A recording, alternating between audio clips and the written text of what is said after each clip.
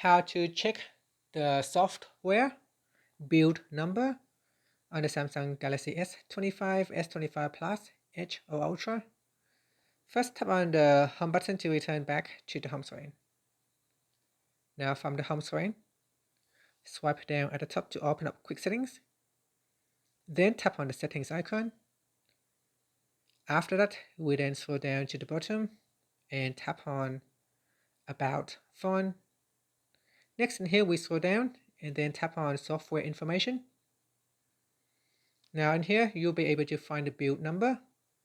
On mine, it shows AP3A.240.905.82.S938BXX S5AYF6. So this build number will tell you what type of software you have on your device and when it was built. And that's it. Finally, tap on the home button to return back to the home screen. Thank you for watching this video. If you find it helpful, please like and subscribe to my channel for more videos. Now there is another function with this build number. When you tap on it 7 times, it will activate developer mode. And because I have already activated, so it's giving me this information message. Thank you for watching.